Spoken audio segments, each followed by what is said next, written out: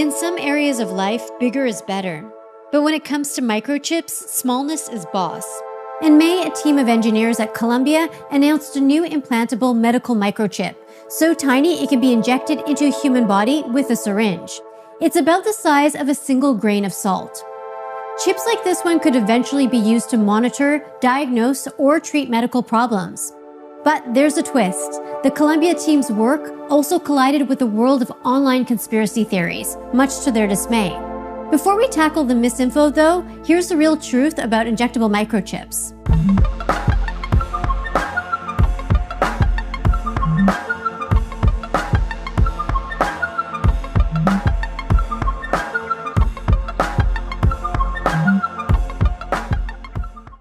Increasingly, there's growing interest in what can be done with actual implantable devices beyond what can be just done with drugs. So we're looking at implantables that we call chip-as-system devices. So these are devices in which the implantable is nothing but the chip. There's nothing else. This device is the smallest device that I'm aware of that allows bidirectional communication. Many equivalent ways you could calculate it.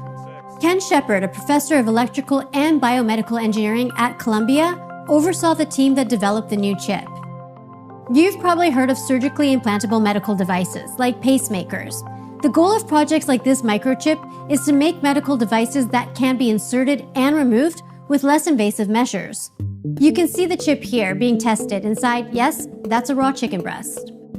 So what exactly could an implantable device that minuscule actually do? The Columbia team hopes one day chips like these could detect the spread of cancers or monitor one tiny area of the body, measuring the presence of a particular enzyme or biomarker. In this particular paper, we were just measuring temperature, which is a relatively easy thing to measure in a solid-state device. But you can imagine measuring all kinds of things. So, for example, we're working on measuring pH, acidity or alkalinity of tissue, which is important in many functions. We're specifically looking at monitoring various biomarkers during wound healing to understand the wound healing process and perhaps even try to actuate in ways that would allow us to allow wounds to heal faster. But getting here wasn't easy. Besides being extremely tiny, the engineers needed to power the chip wirelessly. It also needed to send and receive data. One of the challenges with doing that is how you communicate with the device. So normally when we think of wireless interconnection, we think of using RF,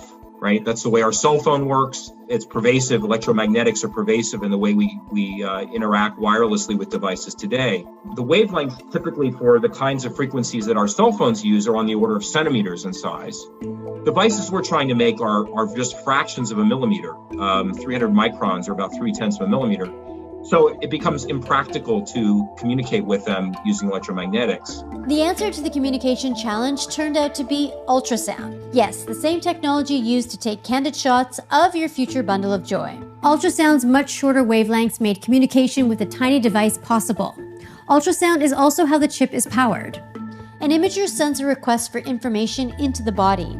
An element in the microchip essentially turns some of that ultrasound into energy, which powers the chip. That power allows the chip to act and send data back to the imager. So as we know, ultrasound has been widely used in medical imaging, so it's regarded as quite safe. That's Chen Shi, lead author on the Columbia team's paper, who headed the chip's development and continues to test its capabilities. To survive the harsh environment inside the body, we will need to coat our chip with some stable and biocompatible film. So we have actually demonstrated the chip being survived in water for over 21 days. But actually, for real-world use, we would need to develop more robust code.